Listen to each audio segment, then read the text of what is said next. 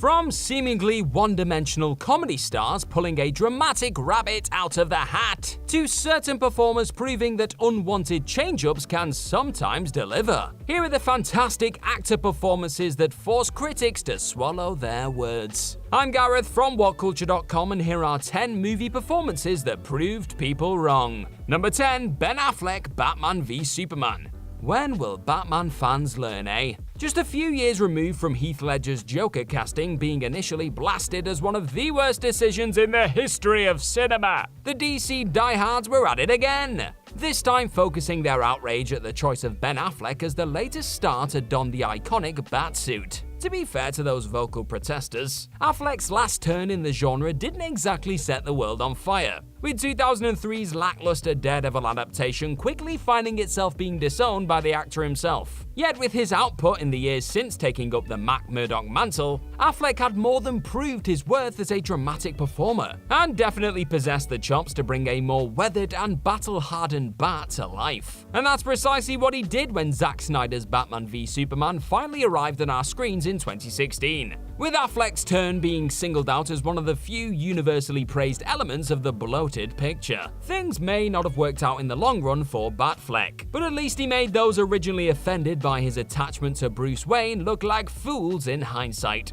Number 9. Daniel Craig, Casino Royale. For the longest time, those brought up on the James Bond franchise had become accustomed to seeing their 007 sporting dark locks and towering over the average Joe. That all changed the minute Daniel Craig was brought on board as the new Bond back in 2005. And it's fair to say that many a fanatic of the Ian Fleming adaptations weren't best pleased by the news. In short, Craig was just that. He also came equipped with a head of glorious blonde hair. Strike two, Mr. Bond. And that was about it, really. Aside from these apparent issues, Craig was a more than capable talent and had shown off his leading man potential already in 2004's Layer Cake. Those who had already worn the shoes of the famous agent before him sensed the many calling for Craig to be culled from Casino Royale early would be made to eat their words eventually, and that's exactly what happened. Craig's first appearance as Bond was soon met with universal acclaim, and all talk of boycotting the movie was swiftly forgotten, with the British sensation going on to infuse a new, much-needed grittier edge into a character that had grown pretty stale. Number 8. Al Pacino, The Godfather. It's one thing to be rejected by those paying their hard-earned cash to watch a character they hold dear appear in a cinematic adaptation. It's another entirely to be in the bad books of the people trying to get the actual project made. But that's exactly where Al Pacino found himself when Francis Ford Coppola insisted on bringing the actor in to play Michael Corleone in The Godfather. As the actor revealed himself in later years, studio executives were less than impressed by his work early on, with the higher-ups even going as far to label his performance as anemic. This also likely wasn't helped by the fact that they wanted a more well-known star like Robert Redford in the role. Could you imagine? Yet despite almost getting sacked on 3 separate occasions, his subdued and quietly unnerving performance ultimately went down an absolute treat with fans and critics all over the world. And if you're wondering what convinced those unsure folks at the top to keep him signed to the project, one glimpse at his undeniable presence during the iconic restaurant shooting scene was enough to prove he was the man for the job. Number 7. Adam Sandler, Punch Drunk Love. Up until the year 2002, Adam Sandler was widely known for being the go-to guy when you needed a quirky face to fill a lovable, goofy, or just plain wise-ass leading role. Though he undoubtedly had his own dedicated audience around this time, Sandler's shtick clearly wasn't for everyone. Yet even those who weren't fully on board couldn't help but praise the star's unexpected brilliance in Paul Thomas Anderson's Punch Drunk Love. In particular, famed movie critic Roger Ebert was rather taken aback by Sandler's dramatic coming-out party, going on record to state that Sandler, liberated from the constraints of formula, reveals unexpected depths as an actor. Sure, he may have dived straight back into making largely paint-by-numbers comedies after this, with only funny people, the Meyerowitz stories, and uncut gems really furthering the potential he showed nearly 2 decades ago. But for a moment, it really did seem as though Sandler was set to forge a new path for himself as a star capable of consistently holding his own in the more dramatic part of Hollywood, putting to bed all talk of him being just a one-trick comedic pony. Number 6. Renee Zellweger, Bridget Jones's Diary.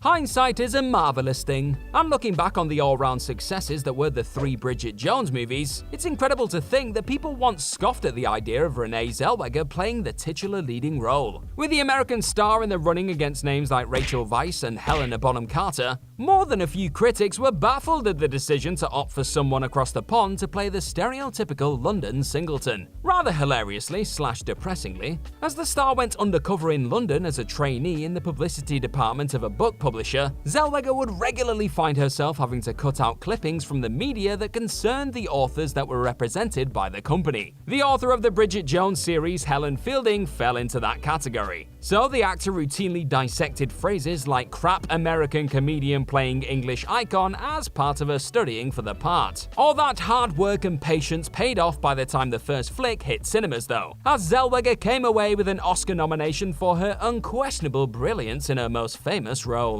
Number 5. Gal Gadot, Batman v Superman.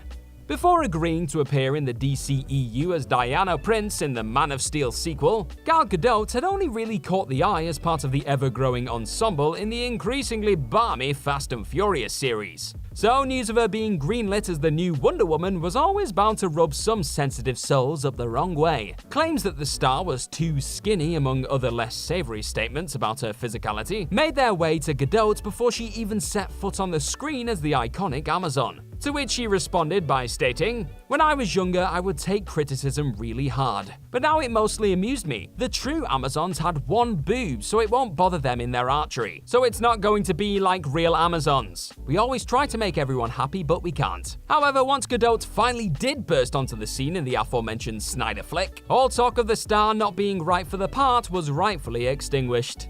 Number 4. Adam Driver, Star Wars Episode 7: The Force Awakens. With the sequel trilogy of the Skywalker saga now firmly in the rear-view mirror, and the films largely being seen as fairly divisive outside of Adam Driver's frequently compelling portrayal of the severely conflicted Kylo Ren, it's easy to forget that the actor was once seen as an odd choice for one of the movie's main villains. Driver had become largely known for his work in comedy, particularly in the role of Adam Sackler on HBO's Girls series. So seeing him cast in a part that was said to be in the vein of a Darth Vader type definitely turned a few heads, and had some critics questioning why a performer with more gravitas like Michael Fassbender and Hugo Weaving hadn't been snatched up instead. J.J. Abrams' decision to put his faith in the unproven commodity paid dividends and then some once The Force Awakens jumped to hyperspace in 2015, however. Driver was hailed as one of the constant shining lights throughout the often derided set of features from there on out, and has since gone on to become one of Hollywood's most reliable dramatic thespians. This is why we give people chances. Number 3. Tom Cruise, Interview with the Vampire. Though he was undoubtedly one of the most in-demand names on the planet on the back of appearing in the likes of Cocktail, Top Gun, Rain Man, and Born on the 4th of July, not everybody was falling over themselves to see what Tom Cruise would do next back in 1994. Specifically, Anne Rice, the author behind the Interview with the Vampire novel, was completely against the casting of Cruise in the role of Lestat de Lioncourt for the incoming big-screen adaptation of her work. She much preferred the idea of Julian Sands taking up the part. However, the studio felt he didn't carry the same name value as Cruise. So the megastar was ultimately given a chance to shine once again, despite Rice claiming the casting was so bizarre, it's almost impossible to imagine how it's going to work. But work it did! And Cruise would go on to receive widespread acclaim for his mesmerizing portrayal of the routinely explosive bleach blonde vampire. Rice would even backtrack on her criticism of his casting, admitting that from the moment he appeared, Tom was Lestat for me, after taking in the film for the first time. Number 2. Jennifer Lawrence, The Hunger Games. She may be known for being a feature player in Fox's X-Men universe and a fully fledged Academy Award winner today. But back in 2011, few were aware just how big a cinematic force Jennifer Lawrence would later become. If fans were able to glimpse into the future and see just how well the youngster would embody the part of Katniss Everdeen in the much-anticipated Hunger Games cinematic adaptations, you have to imagine the initial disgust from some at the news of her casting would have been much more short-lived. But as we know too well, they weren't weren't, and it wasn't. This tasteful claims that Lawrence's weight didn't match the character fans knew from the book, with some stating she needed to be much skinnier due to being starved for much of her life, were coupled with doubts over whether the actor could front a series of this size so early into her career. Those critical comments, along with any other doubts surrounding her casting, were soon put to bed when Lawrence quickly got diehards, casuals, and critics all on side with a stoic yet relatable turn in the first of many successful Hunger Games ventures. Number 1. Bruce Willis, Die Hard.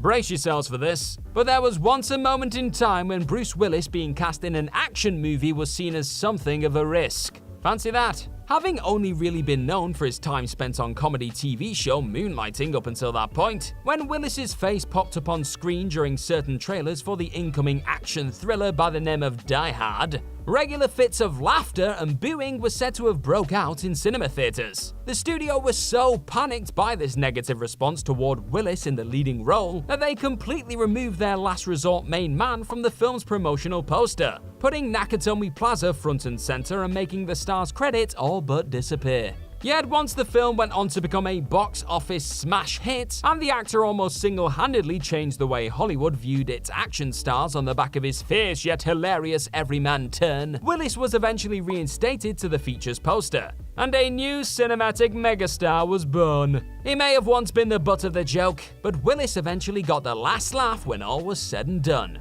Yippee-ki-yay, mother... swear word.